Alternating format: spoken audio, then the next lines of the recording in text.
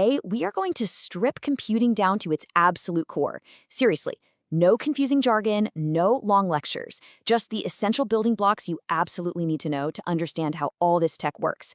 And we're going to do it fast. And here we go. This is day 1 of our 50-day NIELIT O Level challenge. That's right, for the next 50 days, you and I are going to tackle this entire syllabus together, piece by piece. Our journey starts right here, right now.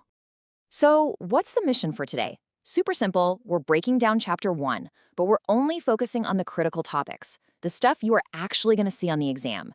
It's all value, zero fluff. Let's get started. First up, we've got a concept that is truly at the heart of everything a computer does. It's called the IPO cycle. You know, once you really get this, everything else about computing just starts to click into place. Just think of it like a really simple 3-step flow. First, data goes in, that's your input, through something like your keyboard or mouse. Next, the CPU, which is basically the computer's brain, gets to work and processes that data. And finally, useful information comes out, your output, on a device like your monitor or a printer. Input, process, output. See, that's the entire cycle. So let's peek inside that process step for a second. The CPU itself is kind of like a small team with 3 specialists. First, you've got the Arithmetic Logic Unit, or ALU. Think of this as the calculator of the group. It handles all the math and the logic. Then there's the Control Unit, the CU, which is like the traffic cop, directing all the data and telling everyone what to do. And finally, you have the Memory Unit, or MU, which acts like a little scratch pad, giving the CPU a temporary place to hold information while it's working. Now listen up, because here is a direct exam tip. You are almost certainly going to be asked, which unit performs the math and logic operations? And the answer is always the ALU. Got it? Don't forget that one. All right, moving on to another core concept. This is a big one, the fundamental difference between hardware and software. It's actually a pretty simple distinction when you think about it. Hardware is all the physical stuff you can literally touch, your keyboard, your monitor, your mouse. Software, on the other hand, well, that's the set of instructions you can't touch. It's the code that tells all that hardware what to do.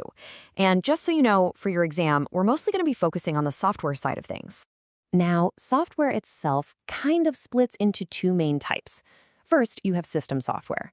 This is the foundation, the platform that runs the whole computer. Think Windows or Linux. Then, running on top of that, you have your application software.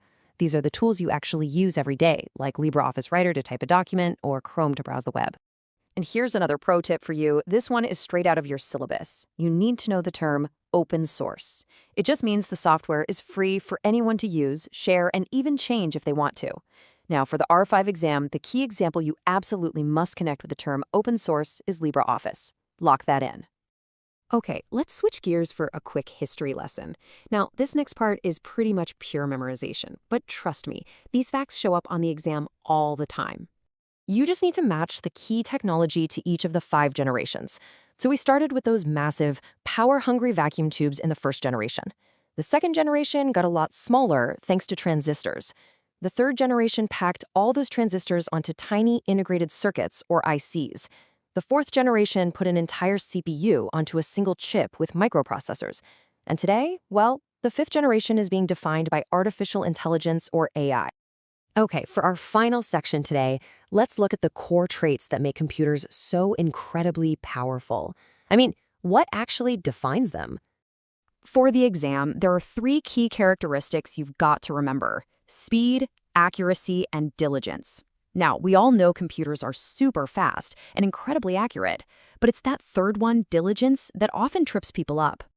So, let's put it to the test. What do we call a computer's ability to just keep working for hours and hours without ever getting tired or losing focus? Any ideas? The answer is diligence. And this is a huge difference between us and machines, right? A computer can do the exact same boring, repetitive task a million times, and it won't make a single mistake from fatigue. This comes up a lot as a true/false question, so definitely be ready for it. And that pretty much covers the core stuff for day 1. Now, your homework is simple, but it's really important. Just list 3 examples of input devices and 3 examples of output devices. It's a fantastic way to make that whole IPO cycle really stick in your mind. You did great work today.